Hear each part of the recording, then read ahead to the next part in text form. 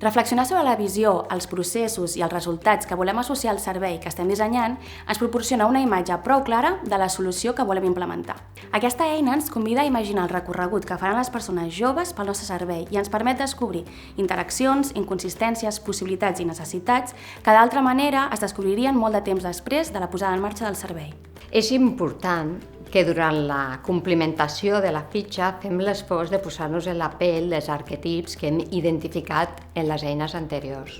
En aquest sentit, sol ser bona idea seleccionar els 2 o 3 arquetips que representen el desafiament més gran pels vostres serveis. Potser perquè presenten una major complexitat, potser perquè la relació que hi tenen és força intensa o simplement perquè som els que utilitzen més el servei. I pensar com cadascú d'elles expressarà les seves peculiaritats, les seves competències, necessitats, emocions, mentre fa servir el servei. Tot plegat amb l'objectiu d'obtenir una visió polièdrica de la proposta que comencem a dissenyar. També és bona idea que imaginem l'exercici com una representació teatral.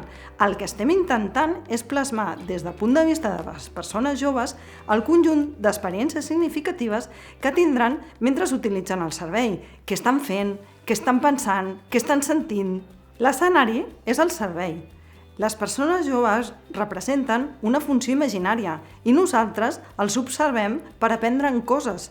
Per això sol ser útil que ens imaginem la graella com una narrativa que conté tota la riquesa de l'experiència, l'emoció, el diàleg intern, els alts i baixos, que tindria una història real. És la nostra oportunitat, com a dissenyadores de serveis o de projectes, de posar-nos a la pell dels arquetips de les persones joves i veure com ho experimentarien. En el fons es tracta de fer un gran exercici d'empatia. Per omplir la graella, podeu entrevistar alguna de les persones joves usuàries del vostre servei o simplement recolzar-vos en allò que heu plasmat en eines anteriors. Però recordeu que l'objectiu final no és el d'interpretar una única experiència real. És cert que la naturalesa de com les persones joves transiten per l'escenari, el servei, és única per cadascuna d'elles. Però és quan agrupem els diferents camins en una única narració que ens serà més fàcil aprendre de l'experiència tenint la perspectiva dels qui acabaran utilitzant el nou servei.